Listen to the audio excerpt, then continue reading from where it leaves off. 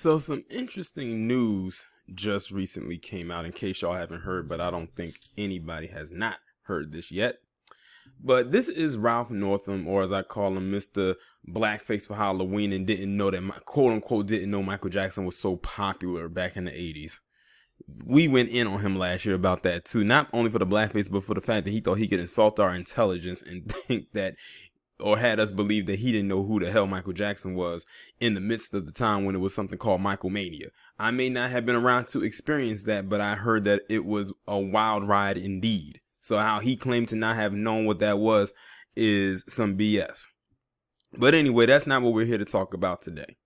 So, as you all know, Governor Gretchen Whitmer, who is the governor of Michigan, recently had got threats that she was going to be kidnapped, whisked away out of Michigan, and I believe taken to Wisconsin. And they try to downplay it as much as they possibly can. But it has recently come out that there was another governor on that plot list. And that governor was Ralph Northam. I said, oh, so this was one big scheme to do and cause harm to these governors because of what has been going on this year with the pandemic and, the lockdown enforcement and everything like that. And a pattern that people have started to notice is that between these two is that both of them are governors for Democratic states.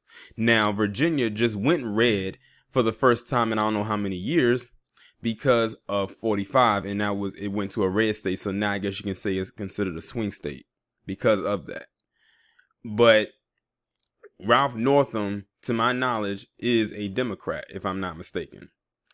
So now it came out that he was on the list to have stuff done to him, just like Gretchen Whitmer. And it makes me wonder now, is there any more people that is on or attached to this list? How many more people were they going to go after? But I'm going to go ahead and read this article coming from the Washington Post. An FBI agent said Tuesday that some of those charged in a plot to kidnap Michigan Governor Gretchen Whitmer also discussed quote-unquote taking Virginia Governor Ralph Northam, who reacted to the news by accusing 45 of fueling extremism with reckless rhetoric.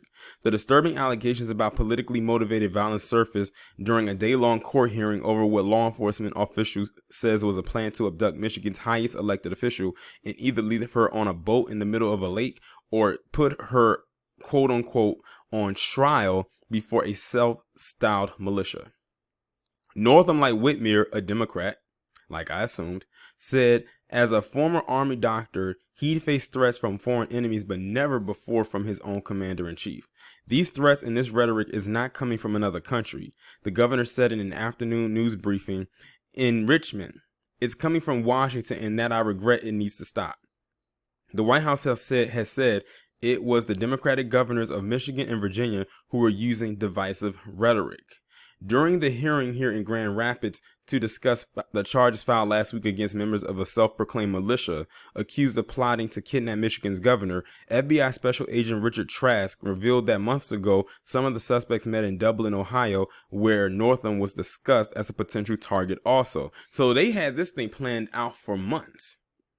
This isn't something that they just kicked off last week or within the last month. They had this set up for the last few months going forward. And I'm willing to bet it all started right around the April area, because remember, that's when they went to the state capitol because they didn't want that lockdown thing in place anymore. And Harvey has done a video about this, and he actually made a good point. And he's actually said it before in previous videos when something like this happens. He says they were all for the whole lockdown and everything like that when when the woo-woo was affecting seemingly everybody. But the minute that they said it started to disproportionately affect black people more, then that's when the shift in attitude started to change, meaning that more and more PC individuals became more and more high strung, or they became more antsy, if you want to put it in another way. At this meeting, they discussed possible targets taking a sitting governor, specifically issues with the governors of Michigan and Virginia, based upon the lockdown orders, Trask told the court. referring to state-mandated restrictions implemented to combat the spread of the virus. No one has been charged with plotting to kidnap Northam, but like Whitmer, Virginia's governor was the target of intense criticism over the summer from conservatives angry at state-mandated restrictions amid the pandemic. 45 has sharply criticized both, tweeting in all caps demands in the spring their states be liberated. And someone else had posted a screenshot where 45 had said in all caps, liberate Michigan, liberate Virginia. Another one that he had up there was liberate Minnesota. I swear, if something comes up about the governor of Minnesota being targeted, they're going to have to link it back to those tweets.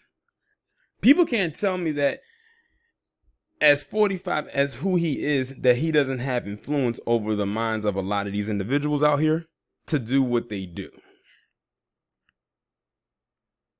Northam spokeswoman Elena Yarmosky said that the FBI alerted the key members of the governor's security team throughout the course of their investigation, but that to keep tight control of information about such a sensitive matter. Neither the governor nor other members of his staff were told. At no time the governor or his family in imminent danger, Yarmosky said, adding that extra security measures have been in place for Governor Northam and his family for quite some time, and they will remain. Tuesday's hearing was in part to determine whether some of those charged in the alleged Whitmer plot can be released on bond. Why would you want to release them on bond when you know what they were doing? You want to put them back out there so they could try it again? But then again, maybe that's what they want. Separately, the state authorities in Michigan charged 7 others with providing support to terrorist acts. Trask, the FBI agent, described in detail how federal agents became concerned about the accused, particularly after a June meeting in Dublin where more than a dozen self-styled militia members from 4 or 5 states gathered to discuss possible plans. It was at that meeting, Trask said, that the notion of grabbing governors was raised.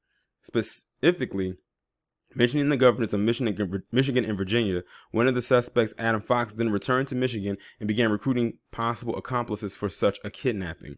Fox and others conducted surveillance on Whitmer's lakeside vacation home, Trask said, and at one point Fox told the others that he wanted to abduct the governor, take her away from the home by boat, and then leave her out in the boat, so others would have to come rescue her, according to the testimony at the hearing. Another option discussed was to take Whitmer to a secret location where they would put her, quote-unquote, on trial, Trask said, possibly in Wisconsin. The hearing began with 5 of the defendants being led to the courtroom in handcuffs, all but Fox, wearing masks because of the virus. U.S. Magistrate Judge Sally Barons ruled Tuesday that one of the suspects, Caleb Franks, could not be released from jail because he posed a danger to the community. She also denied bail for another suspect, 23-year-old Daniel Harris, a Marine Corps veteran who she said could still try to flee or hurt someone. But this is the one that they want to put them out on bond. You think if one flees that none of the others are going to try it as well? While this plot appears to be disrupted, it's not clear that this movement has ended. Earlier in the day, defense lawyers for the suspects had suggested their clients may be prone to quote-unquote big talk, but were not leaders of the plot and may not have known about key elements of any kidnapping plan. Gary Springstead, a lawyer representing 24-year-old Ty Garbin, called it a quote-unquote serious case, but added that there's been lots of cases where serious allegations don't bear out in the proofs in court, citing in particular a 2010 case against a self-declared militia group in which a judge later tossed charges of sedition filed by the Justice Department. I think it's important to everybody, including the public, to let this play out in court and trust the system, said Springstead. Trask spent hours on the witness stand describing conversations and group text messages among the suspects who he said repeatedly discussed plans to attack law enforcement officials. At one point, a member of the group mentioned the possibility of attacking Michigan State Police buildings. But these are the people that claim we're the problem, that we are the threat. Are y'all hearing everything that I'm reading for y'all right now? Like, they went from wanting to kidnap and put, quote unquote, on trial these state governors to now wanting to go after law enforcement. Now, mind you, this whole entire group right here are all PC. But we're the threat. We're the problem. They're the ones that came up with the whole, quote unquote, BIE narrative, which was a bunch of BS. to try to come after us just because we air out our grievances against law enforcement and the terroristic acts they have inflicted upon us for so long. But meanwhile, you have actual domestic terrorists out there that's planning and plotting to do damage to them, and no one bats an eye. I swear, even when their lives are in danger, they're on code. That's why I said their code is very weird to me. Yes, we know that they're on code, but it's weird. Like, you really would actually risk your own life and stay on code just to... Let me continue. At another point in the investigation, one of the defendants, Brandon Caserta, became irate because he had been pulled over and ticketed for driving without insurance. An injustice just happened to me, he messaged the other suspects according to evidence introduced at the hearing. And he wrote that he could find out where the two police officers lived and quote-unquote tap them, which Trash said is slang for killing them. This guy wanted to kill two cops because he got ticketed for driving without insurance and he felt an injustice was done to him. This, right, I don't know what the social construct of this Brandon Caserta because of that last name, but I'm only going to assume that he's not black. That's an injustice to someone like that because he got ticketed for driving without insurance, which is illegal, by the way.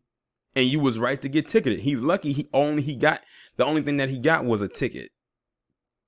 But he wanted to take that out on them. But see, like I said, this is the land where PC still feels that they can move and do whatever they want. This guy drove without insurance and felt like he was being oppressed. Amazing. The judge denied bail for Caserta as well. A bail hearing for two other defendants is scheduled for Friday. Even as the FBI closed in on the group, the defendants became increasingly concerned that they might be under investigation by federal agents. Trask said that the accused collaborators once scanned one another's bodies for radio signals to see if anyone was wearing a recording device, the FBI agent said. Although the scans turned up nothing, the group's alleged plot was infiltrated by two informers and two undercover agents, and the FBI secretly monitored more than 100 hours of suspect conversation. Defense lawyers tried to suggest that the informers or undercover agents encouraged the suspects to commit crimes, but Trask denied that, saying their role was to get those under investigation to talk about their intentions. Listen, it's crazy because this thing went from talking about Ralph Northam to talking about their entire plan.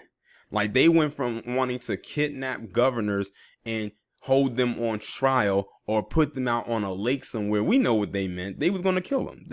They were speaking in code. They weren't going to come out right and say they were going to kill them because, they didn't want to make it sound so extreme, but that's what they were going to do. But we can read between the lines all the way to talking about the plot that they wanted to use to go after law enforcement and for stuff that they should have gone after them for. Not the group going after the cops, but the cops going after them. Like the insurance one. You drove without insurance. And you thought you was right to do so. Had a right to do so.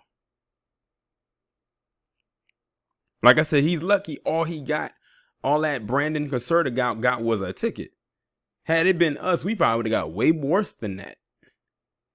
It's just amazing to me. It's the entitlement. That's the word I'm looking for. It's the entitlement that oozes off of these people.